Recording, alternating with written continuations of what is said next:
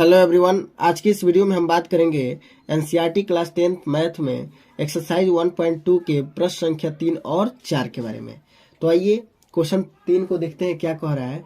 कह रहा है अभाज्य गुणनखंड विधि द्वारा निम्नांकित पूर्णांकों के एलसीएम तथा एचसीएफ ज्ञात कीजिए। यानी हमको इसका एलसीएम और एचसीएफ दोनों निकालना है। किस विधि से? तो अभाज्य गुणनखंड विधि से। तो देखिए कैसे इसको हम सॉल्व करते हैं। सॉल्यूशन फर्स्ट 12, 15 और 21 का। देखिए जब भी आपको अभाज्य गुणनखंड विधि द्वारा एलसीएम एचसीएफ निकालने को कहे तो सबसे पहले आपको क्या करना होगा? तो इनका फैक्टर करना होगा, यानी गुणनखंड करना होगा। कैसा गुणनखंड करना है? तो अभाज्य गुणनखंड करना होगा। ठीक है, तो आइए हम रफ में साइड में अभाज्य गुणनखंड करते हैं। तो 12 का करेंगे तो 2 छक्के 12, 2 तिहाई 6 और 3 एके 3, यानी 12 बराबर हमको मिला 2 गुणे 2 गुणे 3। अब 15 बराबर क्या मिलेगा? तो 15 बराबर मिला गया 3 पचे 15 और 5 एके 5।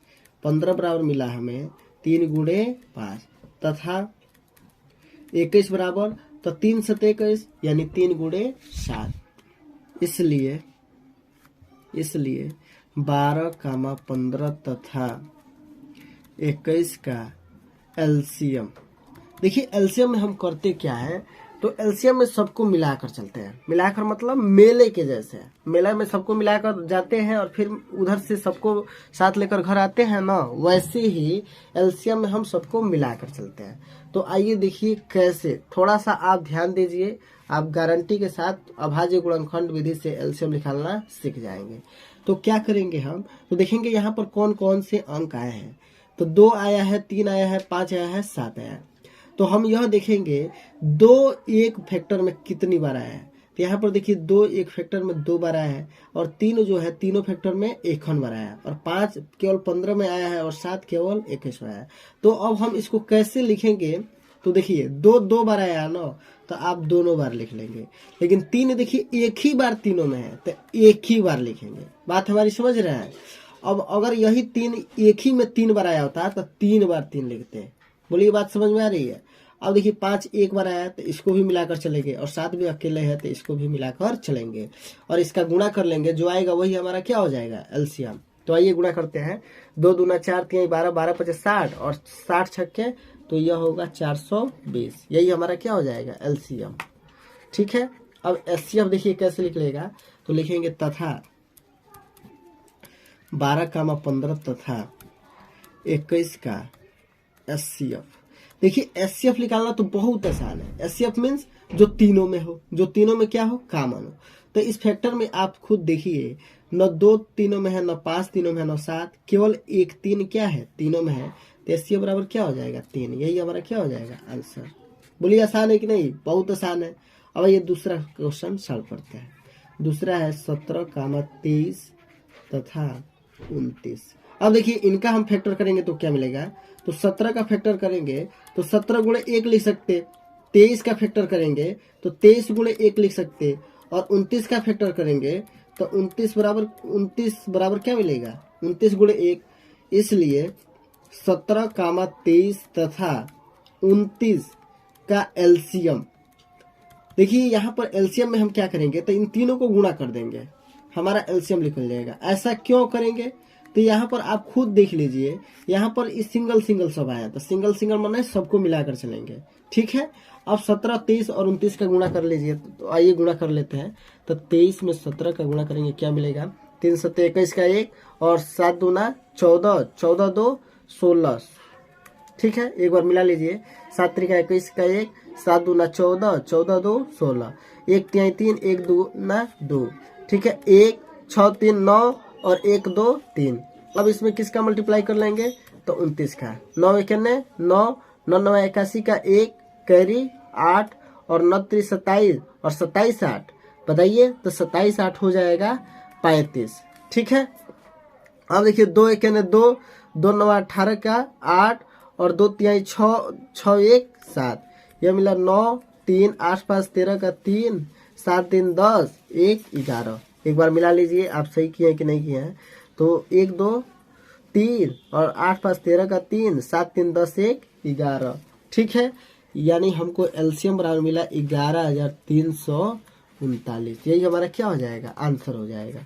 ठीक है, अब देखिए इसका एचसीएफ तो लिखेंगे तथा 17 23 तथा 29 का एचसीएफ में देखिए हम क्या करते हैं, तो देखते हैं तीनों में जो कॉमन हो। तो तीनों में कॉमन क्या है, तो एक है, तो एक ही हमारा क्या हो जाएगा, एचसीएफ। ठीक है, यही हमारा क्या हो जाएगा, आंसर। अब आइए तीसरा क्वेश्चन को सॉल्व करते हैं। 8, 9 और 25, इसका हमें क्या निकालना है, तो अभाज्य गुणनखंड विधि से एलसीएम तथा एचसीएफ। ठीक है, तो यहाँ पर 8 का अभाज्य गुणनखंड करेंगे तो यह मिलेगा 2 गुणे 2 गुणे 2। 9 का करेंगे तो 3 त्रिका 9, और 25 का करेंगे तो यह मिलेगा 5 गुणे 5। ठीक है, इसलिए 8, 9 तथा 25 का एलसीएम। एलसीएम में कोई बताए उसका कमेंट बॉक्स में बताइए फुल फॉर्म क्या होता है। एलसीएम इसका कैसे निकलेगा, तो यहाँ पर देखिए 2 3 बार है, एक ही में है, एक ही फैक्टर में 3 बार है, तो उस तीनों को लिख लेंगे। ठीक है, अब 3 देखिए केवल 9 में और किसी में नहीं है, लेकिन 2 बार है तो दोनों बार लिख लेंगे। और 25 में 5 5 2 बार है, 5 2 बार है, लेकिन ये भी दोनों बार लिख लेंगे क्योंकि एक ही में है, एक ही फैक्टर में है। अगर यहाँ 5 होता है 1 और यहाँ 5 होता है 1, तो हम एक ही 5 लिखते हैं। ये 5 अगर इसमें रहता है तो एक ही 5 लिखते हैं, लेकिन एक ही में दोनों है तो दोनों बार लिखेंगे। अब इसका मल्टीप्लाई कर लीजिए, तो सिंपल सा मैं आपको ट्रिक बता दूं, इन तीनों का मल्टीप्लाई कर लीजिए, जो आएगा वही इनका एलसीएम हो जाएगा। तो 9 8 72 और 72 का 25 में कर लीजिए। ठीक है, तो 5 दूना 10 का 0 और 5 7 35, 1 36, 2 दूना 4 और 2 7 14। ठीक है, तो 0 6 4 10 का 0, 4 3 7 1 8 और 1, यानी 1800 हमारा क्या हो जाएगा, इनका एलसीएम हो जाएगा। ठीक है, अब देखिए एचसीएफ लिखेंगे तथा 8, 9 और 25 का एचसीएफ। एचसीएफ क्या होगा, तो एचसीएफ मीन्स कॉमन। कॉमन में देखते हैं कि इनमें क्या कॉमन है, तो कुछ कॉमन नहीं दिख रहा है। तो अब बताइए 1 क्या होता है, सब में क्या होता है, कॉमन होता है। 1 का गुणा करेंगे कोई फर्क पड़ेगा, नहीं पड़ेगा, यानी 1 क्या है, तीनों में कॉमन है। तो एचसीएफ बराबर क्या हो जाएगा, 1। ठीक है, यही हमारा क्या हो जाएगा, आंसर।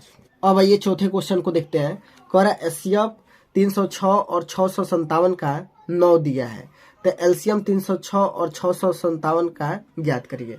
यानी एचसीएफ 9 दिया है 2 नंबर का, और इन दोनों नंबर का एलसीएम पूछ रहा है। तो एक फार्मूला होता है, वो फार्मूला अगर आपको याद हो तो बताइए क्या होता है फार्मूला। अगर नहीं याद हो तो जान लीजिए क्या होता है। तो यह होता है एलसीएम इंटू एचसीएफ बराबर होता है पहली संख्या यानी फर्स्ट नंबर गुणे दूसरी संख्या यानी सेकेंड नंबर। ठीक है, ये फार्मूला होता है। इसी फार्मूला से यह एलसीएम हमको निकलेगा। तो एलसीएम निकालना है, तो एलसीएम को छोड़ दीजिए। एचसीएफ कितना है, तो 9 दिया है, और पहली संख्या क्या है, तो 306 है, और दूसरी संख्या क्या है, तो दूसरी संख्या 657 है। ठीक है, तो एलसीएम बराबर क्या मिलेगा, तो एलसीएम बराबर तो 306 गुणे 657, और यह 9 इधर मल्टीप्लाई में इधर जाएगा तो डिवाइड में। अब 9 से काट लीजिए, अब 9 से काट लीजिए, दोनों कट जाएगा 9 से। अब दोनों क्यों कट जाएगा, तो उसका ट्रिक समझ लीजिए। अगर दिए गए नंबर में डिजिट को अगर ऐड करें, अगर जो ऐड आ रहा है अगर वो 9 से डिविजिबल है, तो संख्या भी क्या हो जाएगी, 9 से डिविजिबल हो जाएगी। यानी 6 3 9 और 9 9 से डिविजिबल है, यानी 306 भी 9 से क्या हो जाएगा, डिविजिबल। और ये देखिए 6 5 11 11 7 18, 18 भी 9 से क्या है, डिविजिबल है। तो यह नंबर भी 9 से क्या हो जाएगी, डिविजिबल हो जाएगी। तो चलिए सबसे आसान है, इसी किसी एक को काट दीजिए। तो चलिए मैं इसको काटता हूँ। तो यहाँ पर देखिए कितनी बार में जाएगा, तो 9 7 63, यहाँ 2 मिला, और 2 और 7 27, और 29 27। अब क्या करेंगे, 306 का 73 में मल्टीप्लाई, 3 6 18 और 3 3 9, 6 7 42 और 7 3 21। क्या मिला, 8 2 1 3, 9 4 13 का 3 1 2, यानी 22,338। यही हमारा क्या हो जाएगा, एलसीएम। बहुत ही आसान तरीके से मैं आपको लगाने का तरीका सिखाया। तो उम्मीद करते हैं आज की यह हमारी वीडियो आपको पसंद आई होगी। तो अगर वीडियो पसंद आई हो तो लाइक करें, शेयर करें और हमारे चैनल को सब्सक्राइब करें। फिर मिलते हैं किसी नेक्स्ट वीडियो में, तब तक के लिए जय हिंद, जय भारत।